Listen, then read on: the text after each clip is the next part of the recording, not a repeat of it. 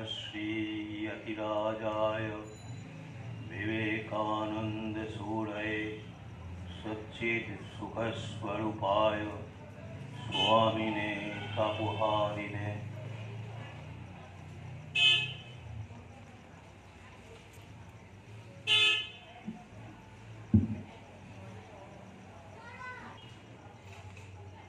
आविर्भाव स्वामी विवेकानंदेर आविर्भाव उद्यापन करছি আজকে আমরা अर्थात তার আবির্ভাবটি আমাদের ভারতীয় জ্যোতির্বিদ্যা অনুযায়ী অর্থাৎ পাঁজি পুঁথি হিসেব করে সেই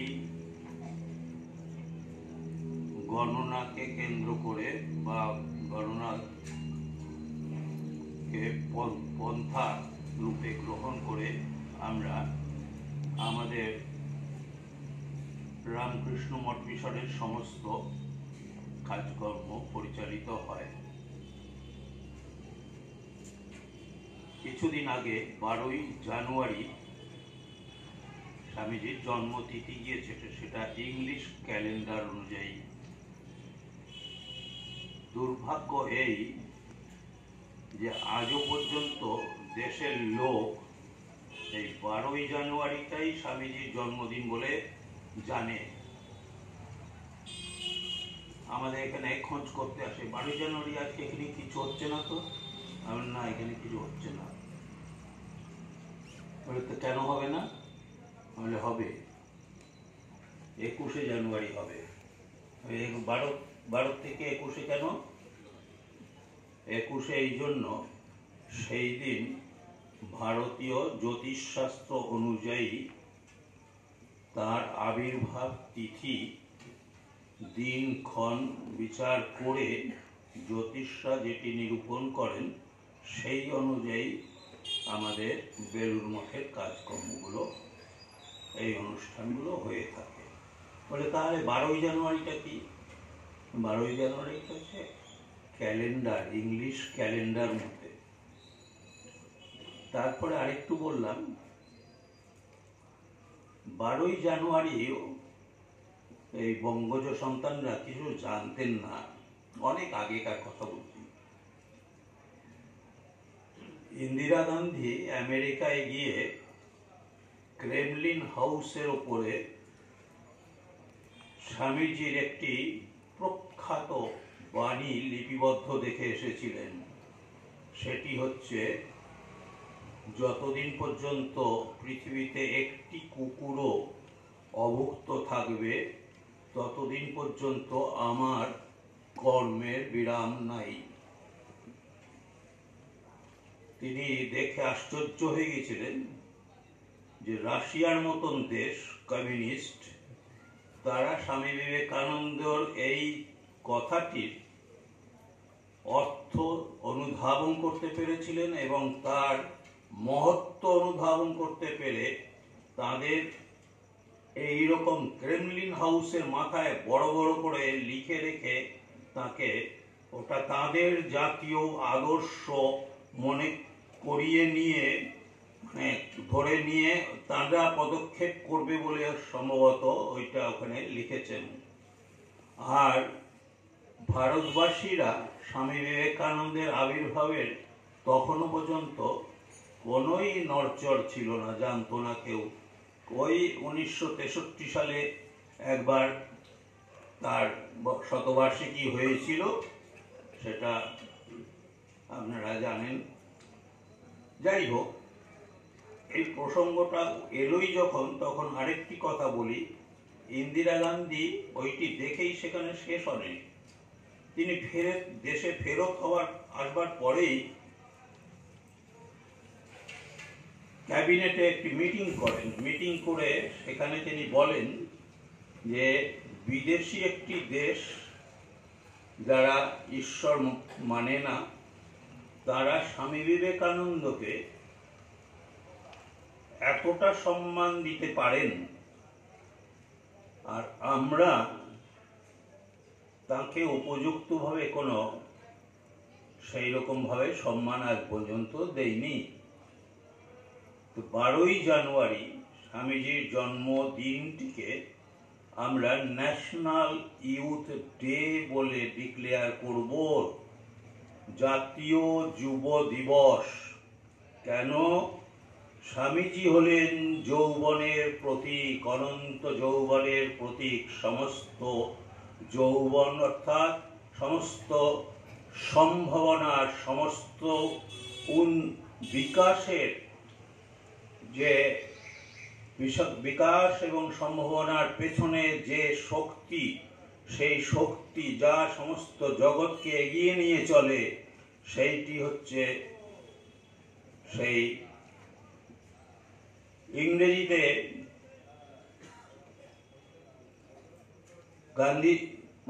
ইন্দিরা গান্ধী দুটি সুন্দর ওয়ার্ড কয়েন করেছিলেন। Swami Vivekananda is the eternal youth and perennial source of inspiration. Eternal youth এবং পেরেনিয়াল সোর্স। ইটার্নাল ইউথ মানে যৌবনের প্রতীক, যার কোনো খান্তি নেই, শেষ নেই, যিনি খালি এগিয়েই চলেন, এগিয়েই চলেন, এগিয়েই চলেন এবং অন্যকেও এগিয়ে নিয়ে যেতে সর্বদা তিনি প্রেরণা দেন। আর eternal source of, perennial source of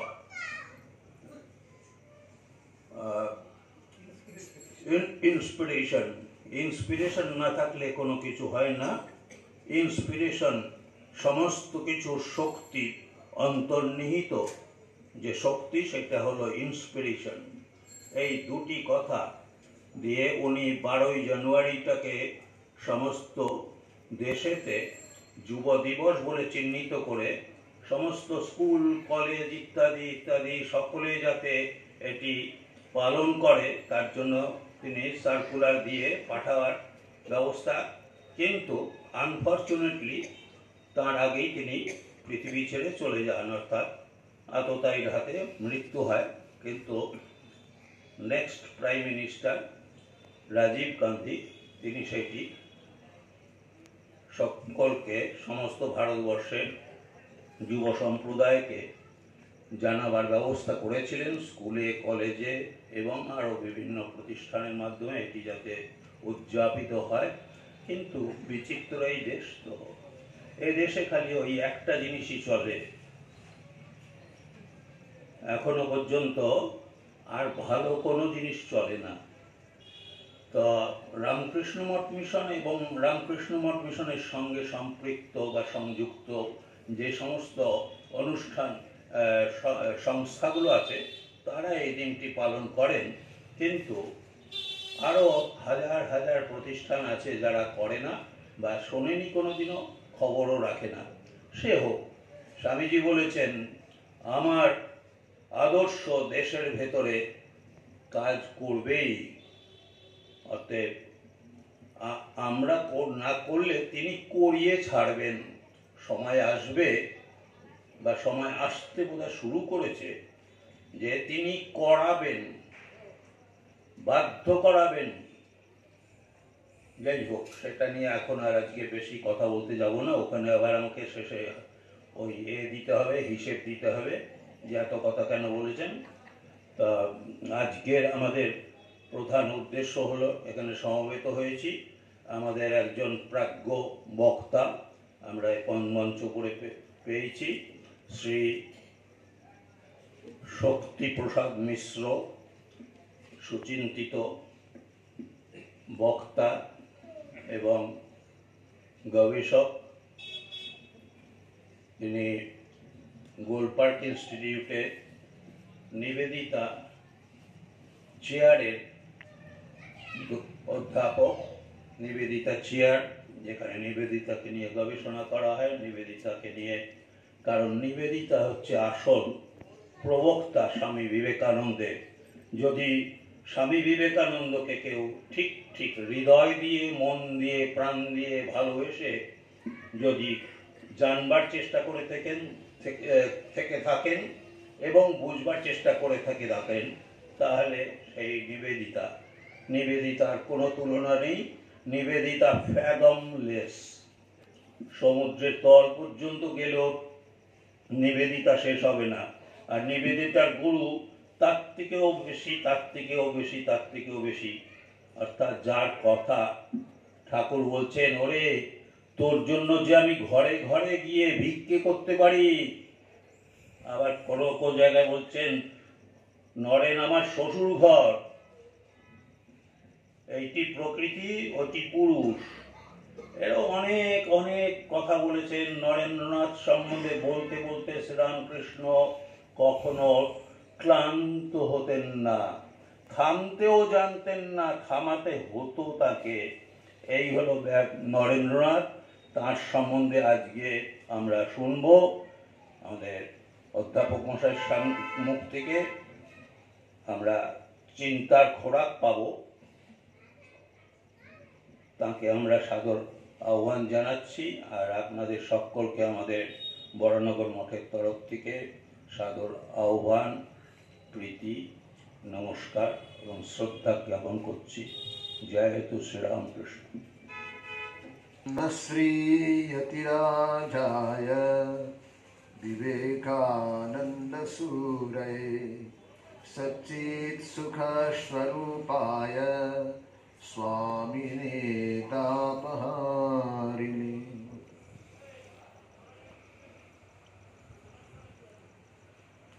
মূর্ত মহেশ্বর স্বামী বিবেকানন্দকে প্রণাম জানাই। রামকৃষ্ণ মঠের আদি বরানগর মঠের দ্বিতীয় অধ্যক্ষ শ্রীমৎ স্বামী বামনানন্দজি মহারাজকে প্রণাম জানাই। উপস্থিত সন্ন্যাসী, ব্রহ্মচারী, আরতিদা এবং অন্যান্য যারা বয়োজ্যেষ্ঠ রয়েছেন, সম্মাননীয় শ্রোতৃমণ্ডলী, আপনাদেরকে শ্রদ্ধা এবং নমস্কার জানাই। পূজনীয় মহারাজ ভারী চমৎকার একটি প্রারম্ভিক বক্তব্য আমাদের সামনে উপস্থাপন করলেন এবং তিনি তার বক্তব্যের একদম শেষ ভাগে নিবেদিতার কথা বললেন। উনি বললেন যে নিবেদিতাই যিনি হৃদয় দিয়ে, মন দিয়ে, প্রাণ দিয়ে স্বামী বিবেকানন্দকে ভালোবেসেছেন, শ্রদ্ধা করেছেন। স্বামী বিবেকানন্দকে জানতে হলে নিবেদিতার চোখ দিয়ে, নিবেদিতার লেখা দিয়ে আমাদের জানতে হবে।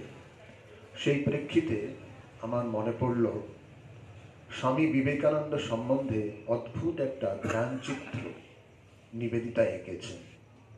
স্বামী বিবেকানন্দ, ধ্যানী বিবেকানন্দ। নিবেদিতা মাঝে মধ্যেই স্বামী বিবেকানন্দের দিকে হাঁ করে তাকিয়ে থাকতেন তিনি যখন পড়তেন। এই নিয়ে কেউ কেউ বলতেন। তো তিনি একটা চিঠিতে তার মাতৃসমা বান্ধবী জোসেফিন ম্যাকলাউকে অতি সুন্দর কিভাবে আমরা স্বামী বিবেকানন্দকে দেখব, স্বামী বিবেকানন্দকে ধ্যান করব, ছোট্ট একটা কথা বলেছিলেন। তিনি বলেছিলেন যে দেখো, স্বামী বিবেকানন্দের মুখের দিকে তাকিয়ে থাকো, মনে হবে যেন অসীম অনন্তের দিকে তাকিয়ে আছি। যে কোনো মানুষের মুখের দিকে তাকাও, মনে হবে যেন একটা নীরের দেওয়াল। আর স্বামীজির মুখের দিকে তাকাও, মনে হবে অনন্ত বিস্তৃতি।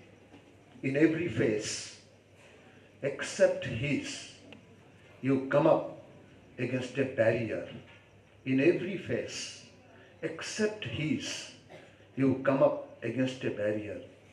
But look at him and you seem to be gazing through open portals straight into the infinite. কি সুন্দর ধ্যান মন্ত্র বলুন তো।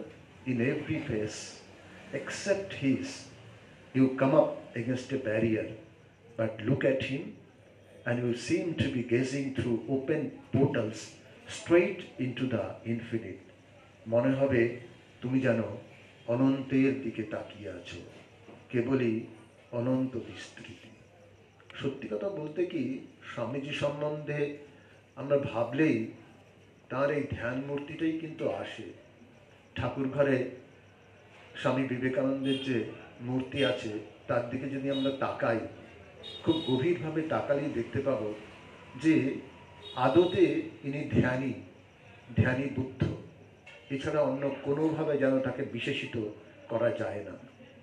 এটা বলতে বলতেই মনে পড়ল একটি ছোট্ট ঘটনা। স্বামী বিবেকানন্দ তখন আছেন থাউজেন্ড আইল্যান্ডস পার্কে।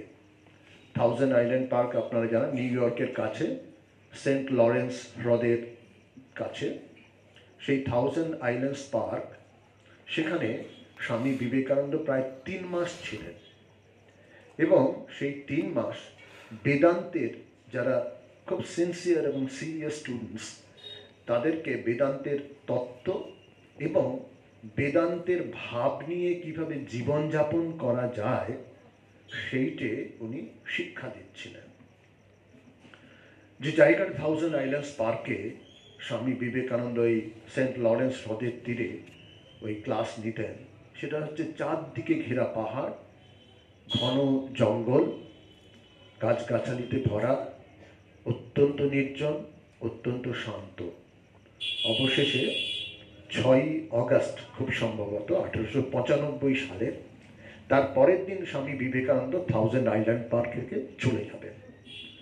তখন উনি 2জন ছাত্রীকে, সিস্টার ক্রিস্টিন আর মেরি ফ্রাঙ্কি, ওরা 2জন একটু দেরিতে এসেছিলেন। বলছেন, দেখো কালকে তো চলে যাব, চলো তোমাদের একটু বেদান্তের শেষ কয়েকটা কথা বলে যাই, যা আমার বলার ছিল। তারপরে তাদের 2জনকে নিয়ে স্বামীজি চড়াই পথে হাঁটতে হাঁটতে হাঁটতে হাঁটতে প্রায় 8 মাইল পর্যন্ত গেলেন এবং তারপরে একটা জায়গা অসম্ভব নির্জন, অসম্ভব শান্ত, চারিদিকে গাছ। বললেন যে এসো, আমরা একটা লো ব্রাঞ্চ ট্রি ছিল, একটা নিচু ডালওয়ালা গাছ, বললেন যে এসো আমরা ধ্যান করি। ঠিক বুদ্ধ যেমন বোধিবৃক্ষের তলায় ধ্যান করেছিলেন, এসো আমরা সেইভাবে ধ্যান করি। বলে উনি বসে পড়লেন এবং বসে পড়তেই যা হয়, সঙ্গে সঙ্গে ধ্যানস্থ। আর কিছুক্ষণ পরেই থান্ডার স্টর্ম, ঝড় বৃষ্টি শুরু হয়ে গেল। এবার স্বামী বিবেকানন্দ ধ্যানস্থ, কোনো হুঁশ নেই। তখন মেরি ফ্রাঙ্কি, তার কাছে ভাগ্যিস একটা ছাতা ছিল, স্বামীজির শরীরটাকে প্রোটেক্ট করার জন্য তার মাথার উপর ছাতা ধরেছেন। কিন্তু প্রবল বেগে বৃষ্টি এবং সেই সঙ্গে সঙ্গে ঝড়। এবারে অন্যান্য যারা সঙ্গী সাথী ছাত্রছাত্রী ছিলেন, তারা ভাবছেন যে স্বামীজি গেলেন কোথায়। তখন চিৎকার করতে করতে করতে করতে ওরা আসছে, আর সঙ্গে রেনকোট আর ছাতা নিয়ে। তারপরে যখন একদম কাছে এসেছে, অনেকক্ষণ হয়ে গেছে স্বামীজির ধ্যান ভাঙছে না, তারপরে যখন খুব কাছাকাছি এসে গেল, কথাবার্তা হচ্ছে, তারপরে স্বামীজির চোখ খুলল, হুঁশ এলো, প্রচণ্ড বৃষ্টি পড়ছে। তা যাই হোক, চোখ খোলার পরে উনি বললেন, আমি কি কলকাতায় বৃষ্টির মাঝে এসে উপস্থিত হলাম নাকি, এরকম একটা কথাবার্তা বলেছিলেন। তো যাই হোক, পূজনীয় মহারাজও উল্লেখ করেছেন স্বামী বিবেকানন্দ তার আদরের নরেন সম্পর্কে বেশ কিছু বিশেষণ ব্যবহার করতে। বস্তুতপক্ষে স্বামী বিবেকানন্দের স্বরূপ উন্মোচন করেছেন শ্রীরামকৃষ্ণদেব। সেই সঙ্গে সঙ্গে স্বামী বিবেকানন্দের তার আদরের নরেন্দ্রনাথের শক্তির একটা পরিমাপ পর্যন্ত করে দিয়ে গেছেন। কেশবচন্দ্র সেন সেই মুহূর্তে ভারতবর্ষের সবচেয়ে বিখ্যাত মানুষ, যিনি সবচেয়ে বেশি আদৃত ব্রিটিশ রাজ পরিবারে, তো তাকে একক বা স্ট্যান্ডার্ড ধরে শ্রীরামকৃষ্ণদেব বলেছিলেন, যে শক্তিতে কেশবচন্দ্র ভারত বিখ্যাত, সেই রকম 18টা শক্তি নরেনের মধ্যে জলজল করছে। 18টা শক্তি জলজল করছে। তো স্বাভাবিকভাবেই স্বামী বিবেকানন্দের মধ্যে এই যে শক্তি, সেই শক্তির প্রকাশ এমনি অলৌকিক বেশ কিছু ঘটনা ঘটিয়ে দিলেন, তার মাধ্যমেই সেই শক্তির প্রকাশ হয়েছিল তা নিশ্চয়ই নয়।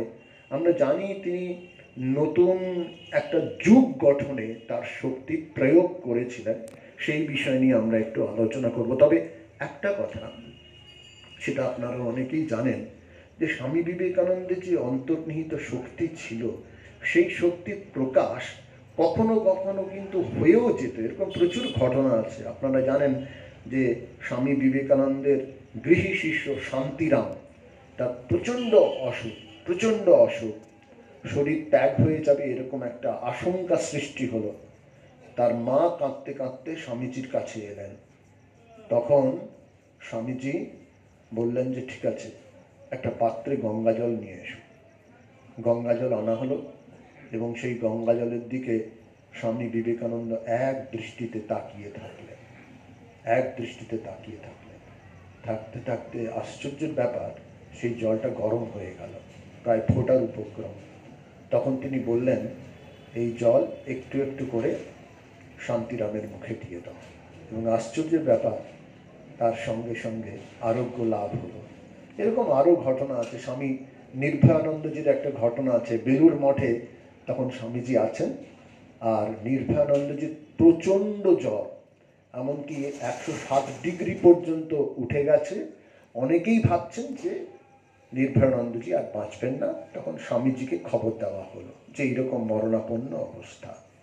স্বামীজি তখন এলেন, এসে আত্মারামের কৌটোকে উনি গঙ্গা জল দিয়ে, যেমনভাবে শালগ্রাম শিলাকে পুজো করা হয় সেই রকম গঙ্গা জল দিলেন।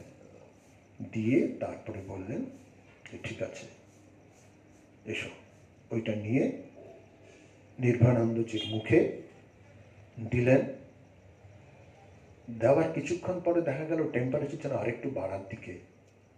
আর তারপরই খুব নাটকীয়ভাবে, আকস্মিকভাবে নির্ভয়ানন্দজি হঠাৎ করে একদম স্বাভাবিক হয়ে গেলেন, বিছানায় বসে পড়লেন, সুস্থ হয়ে গেলেন।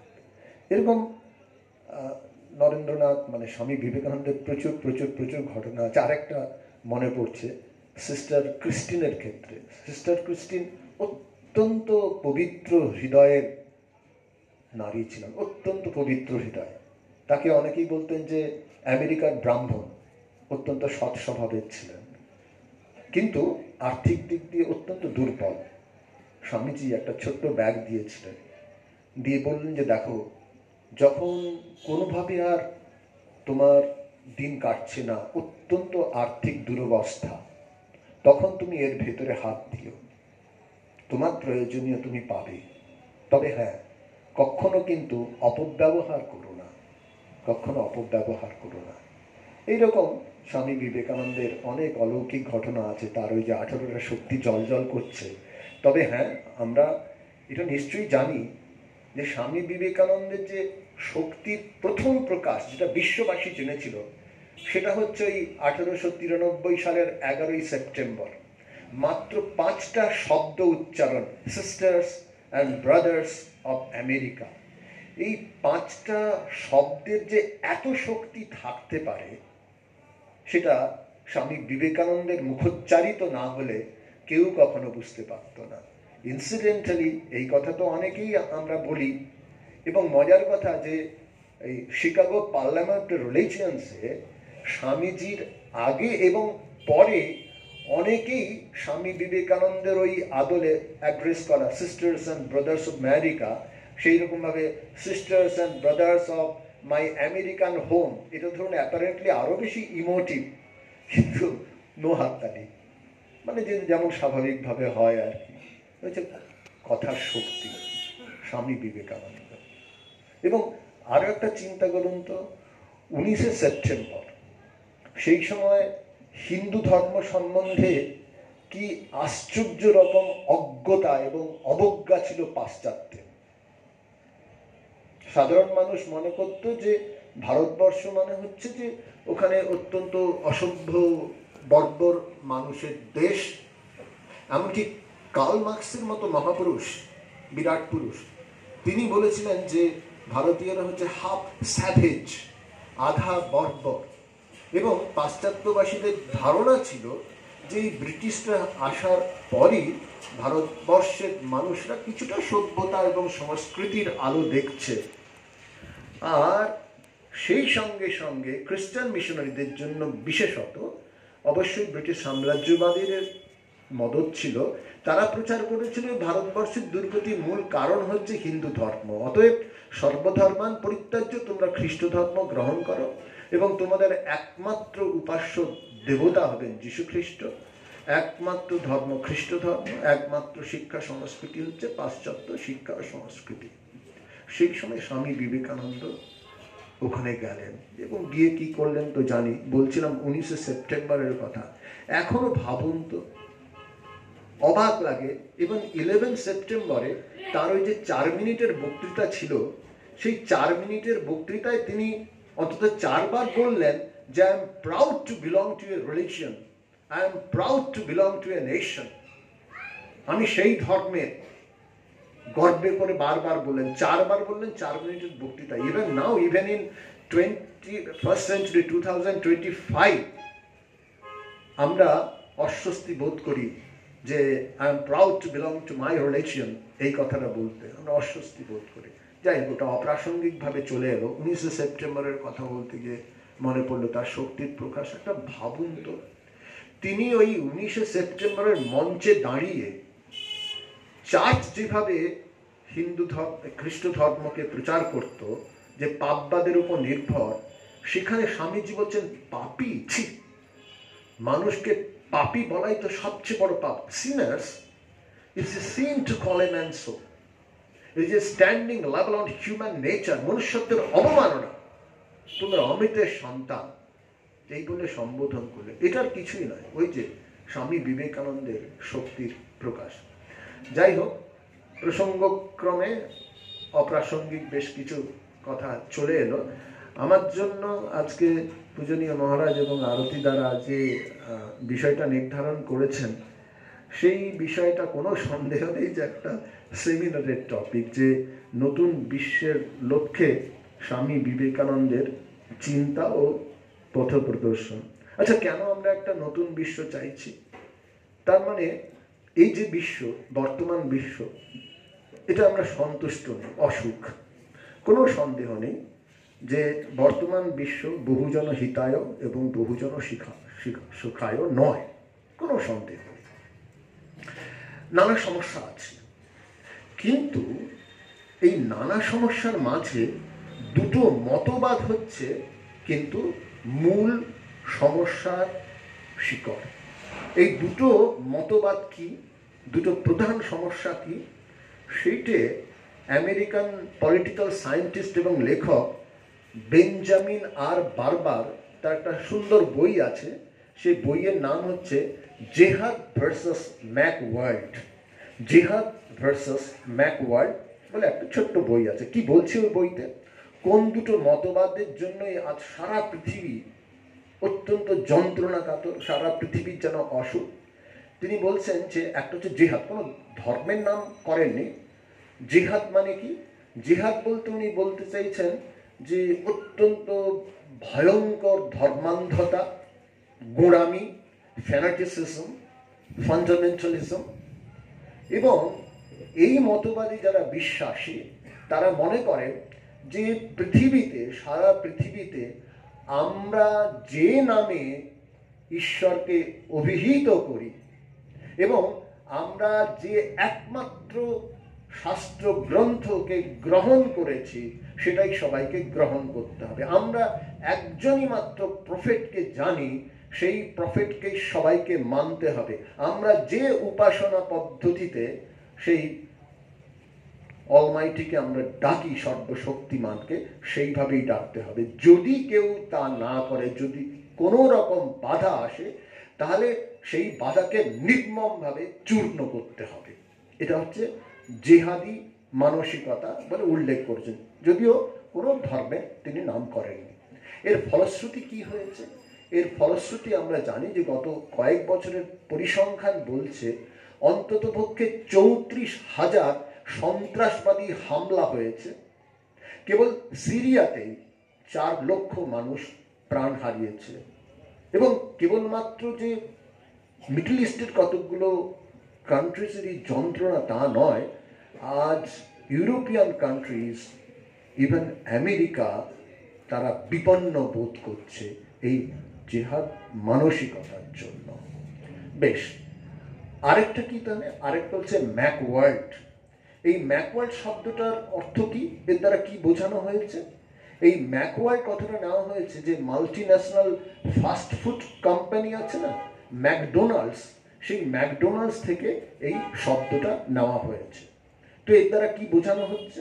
এর দ্বারা বোঝানো হচ্ছে যেমনভাবে জেহাদের মূল মটো হচ্ছে কিল কিল কিল, ধরো মারো মেরে ফেল যারা আমাদের পথে কোনো রকম বাধা সৃষ্টি করবে, সেই রকম ভাবে এই ম্যাকওয়ার্ল্ডের মটো হচ্ছে বাই বাই বাই, কেন কেন কেন, আরো কেন আরো কেন, যত রকম ভাবে আছে প্রলোভিত করা যায়।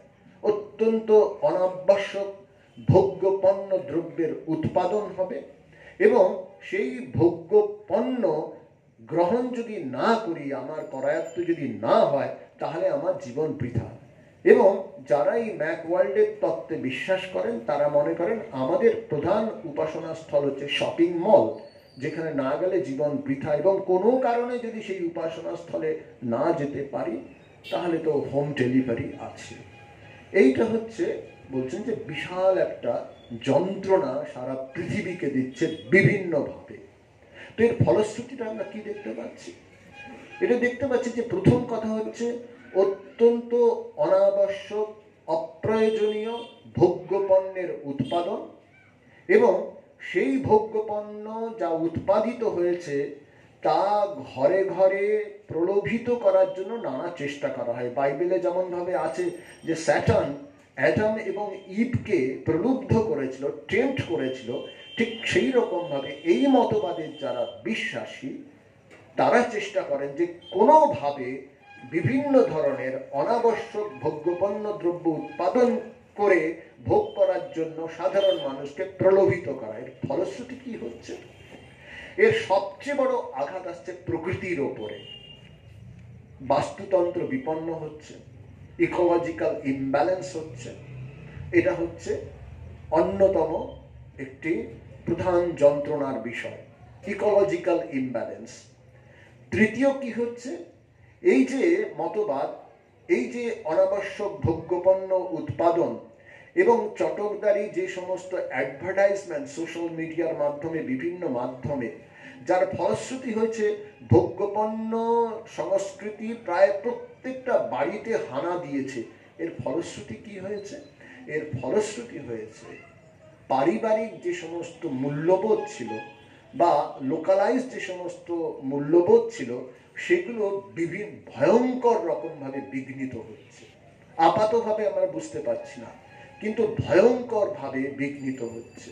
তাই যন্ত্রণার বিষয় অনাবশ্যক ভোগ্যপণ্যের উৎপাদন, দ্বিতীয় হচ্ছে প্রকৃতির ওপরে আঘাত, তৃতীয় হচ্ছে পরিবারের ওপরে আঘাত। কালকের আনন্দবাজারে দেখবেন, কালকের আনন্দবাজারে বেরিয়েছে যে এই কলকাতার বুকে 7 জন প্রবীণের মধ্যে অন্তত 3 জন প্রবীণ কোনো না কোনোভাবে নির্যাতিত হন, এবং যারা নির্যাতিত হন তাদের মধ্যে 20% হচ্ছে প্রতিবেশীদের মাধ্যমে, 25% হচ্ছে আত্মীয় স্বজনের মাধ্যমে, এবং সবচেয়ে দুঃখের এবং কষ্টের হচ্ছে 40% নিজের আত্মজ সন্তানের হাতে।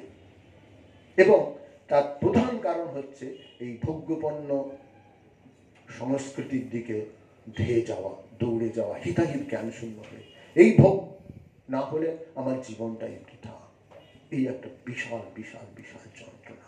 তো এর থেকে উদ্ধার পাবো আমরা কি করে আমরা একটা নতুন বিশ্ব করব?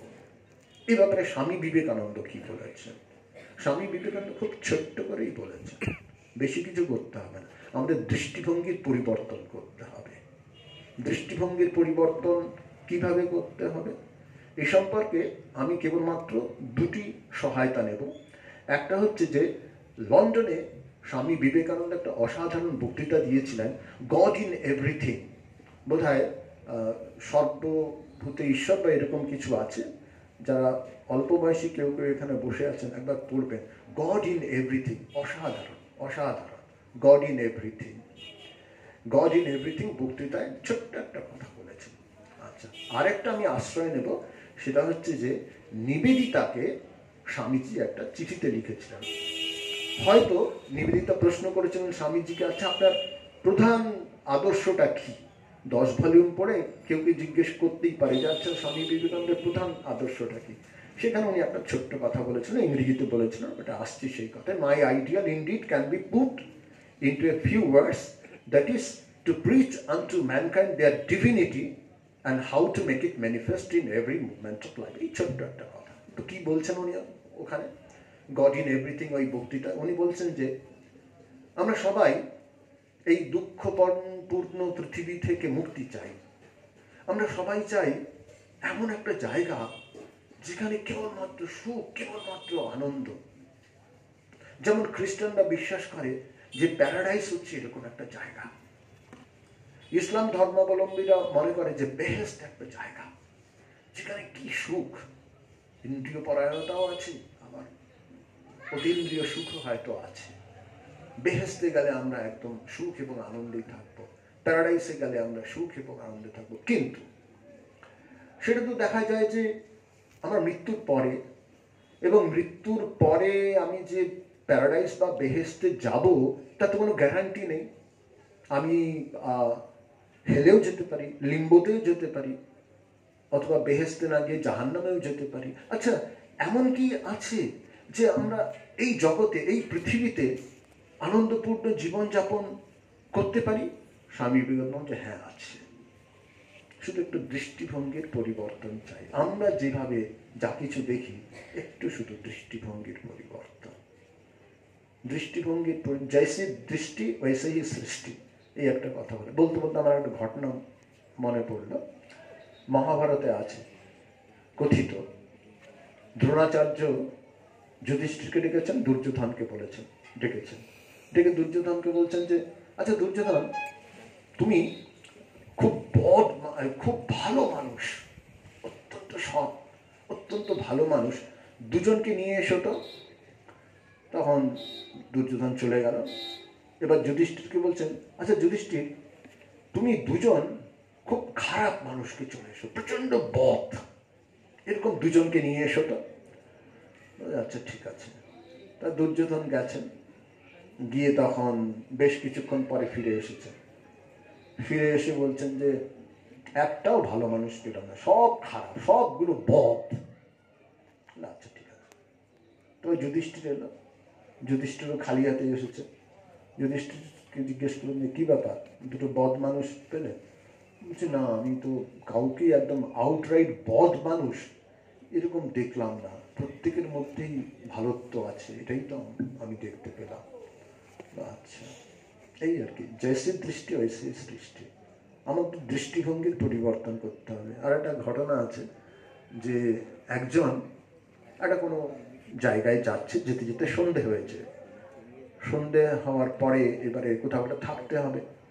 তখন একজন খুব বয়স্ক মানুষকে দেখে বলছেন যে আচ্ছা, আমি কি এই গ্রামে থাকতে পারি? আচ্ছা, এখানের লোকেরা কীরকম, মানুষজন কীরকম? তখন উনি বললেন যে তুমি যে গ্রাম থেকে এসেছো, তুমি যে জায়গা থেকে এসেছো, সেখানের মানুষজন কীরকম?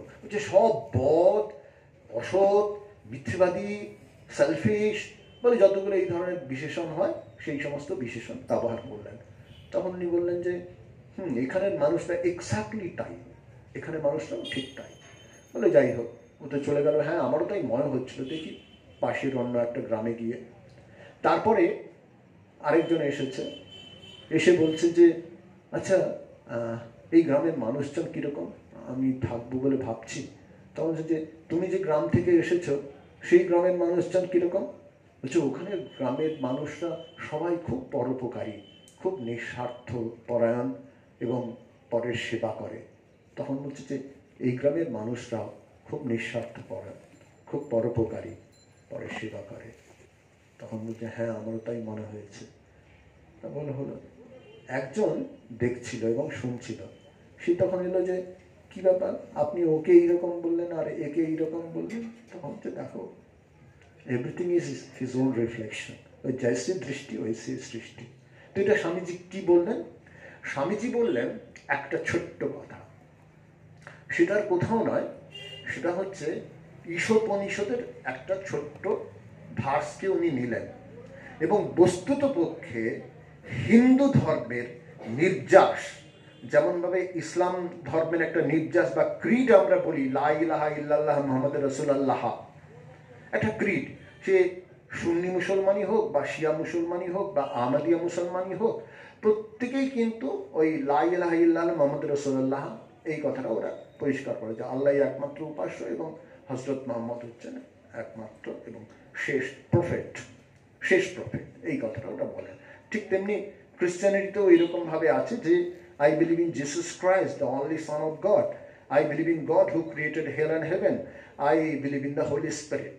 এটা সে প্রোটেস্ট্যান্ট হোক, সে গ্রিক অর্থোডক্স হোক বা যেই হোক না কেন, তারা সবাই এইটা মানে। তেমনিভাবে হিন্দু ধর্মের নির্যাস হচ্ছে এইটা। সেটা কি? যেটা অবলম্বন করেই কিন্তু আমরা একটা নতুন বিশ্ব গঠন করতে পারি, চিন্তা ভাবনার পরিবর্তন, দৃষ্টিভঙ্গির পরিবর্তন। তো মূল কথাটা কি? মূল কথাটা সংস্কৃতে, এবং এটা হচ্ছে সর্বজনীন এবং সার্বজনীন। সর্বজনীন মানে হচ্ছে for all, it is not for only Indians, it is for all the people in the world. সর্বজনীন। আর সার্বজনীন শব্দের অর্থটা কি? সার্বজনীন হচ্ছে প্রাচীনতম, সবচেয়ে প্রাচীন, সেটা বোঝাতে সার্বজনীন। আর সর্বজনীন হচ্ছে ফর অল। এবং এই যে ছোট্ট কথাটি ঈশাবাস্যমিদং সর্বম, যা কিছু আমি দেখছি, যা কিছু অনুভব করছি, যা কিছু বলছি, সমস্ত কিছুই হচ্ছে ঈশ্বরীয়। All that I see is divine and nothing but divine, and that is the fact. আমরা যদি না অনুভব করতে পারি, বুঝতে পারি, সেটা আমার দুর্বলতা, কিন্তু এই সত্যের সত্যই থাকবে, এর কোনো ঘাটতি নেই। All that I see is divine, all that I do is divine. এই যে ছোট্ট আছে, এর নামটা সরিয়ে দিই, এর রূপটা সরিয়ে দিই, যে অংশটা থাকবে, একটা মাটি, তার নামটা সরিয়ে দিই, তার রূপটা সরিয়ে দিই, যা থাকবে ওই মাটির স্বরূপ। ঠিক তেমনি আমাদের প্রত্যেকেরই স্বরূপ হচ্ছে এই divine. We are all divine, we are all pure, we are all ঈশ্বরীয়। এই কথাটা উনি বলতে চাইছেন। তো এর মাধ্যমে কি হবে, কিরকম ভাবে হলো, তার প্রমাণ কি? কি আছে? অনুভবটা করেছেন কেমন ভাবে? ঈশাবাস্যম ইদং সর্বম, যা কিছু আমি দেখছি সমস্ত কিছু হচ্ছে পিওর ডিভাইন।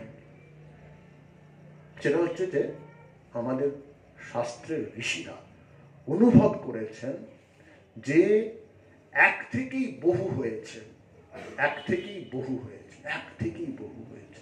কি সুন্দর দেখুন কাব্যে। খুব আনফর্চুনেট যে আমরা আমাদের ছেলে মেয়েদের এই বিষয় নিয়ে অজ্ঞতায় রেখেছি। আমাদের কি বিরাট সম্পদ, কি কাব্যিক ভাষায় এই সত্যটা তুলে ধরেছে। যথা সুদীপ্তাৎ পাবকাৎ বিস্ফুলিঙ্গঃ, যথা সুদীপ্তাৎ পাবকাৎ বিস্ফুলিঙ্গঃ সহস্রশ প্রভবন্তে স্বরূপঃ, তথা অক্ষরাৎ বিবিধা সম্যভাবা প্রজায়ন্তে তত্র চৈবাপিয়ন্তি। কি বিউটিফুল! বলছে যেমন করে বিরাট আগুনের একটা গোলা, বিরাট আগুন, এবং সেখান থেকে হাজারে হাজারে অগ্নিস্ফুলিঙ্গ বেরোচ্ছে, ঠিক তেমনি এক অক্ষর থেকে, এক থেকে এই বহু হয়েছে। তার মানে এই যে বহু আমি, বহু আপনি, বহু উনি, আসলে সেই একেরই রূপান্তর। কেউ পর নয় বাবা, সব আপন, মা যেটা বলেছেন, এই অনুভব, এই তত্ত্বের অনুভব থেকে বলেছেন যে আমরা সবাই একের রূপান্তর, একের রূপান্তর। কি আনন্দ যদি হয় যে আচ্ছা we are all one, just একেরই রূপান্তর ঘটে গেছে। এই লোকটা লম্বা রোগা প্যাটকা, আরেকজন হয়তো সুস্বাস্থ্যের অধিকারী, কিন্তু সবাই হচ্ছে একেরই রূপান্তর, একেরই রূপান্তর। বেশ, সেই একের রূপান্তরে যে বহু, একোহাম বহুশ্যাম, তা সেই এক বহুতে কিভাবে ঢুকলেন? তৎ সৃষ্টা তদেব অনুপ্রাবিশৎ। অর্থাৎ সৃষ্টিকর্তা এই যে বিরাট ব্রহ্মাণ্ড সৃষ্টি করলেন, তার যা কিছু আছে তার মধ্যে তিনি অন্তর্নিহিত আছেন। আমাদের কর্তব্যটা কি? আমার অন্তর্নিহিত যে ডিভিনিটি আছে, যে দেবত্ব রয়েছে, অনন্ত শক্তি এবং অনন্ত সম্ভাবনা রয়েছে, অনন্ত পবিত্রতা রয়েছে, সেইটাকে আমাকে প্রকাশ করতে হবে, সেইটাকে আমাকে প্রকাশ করতে হবে।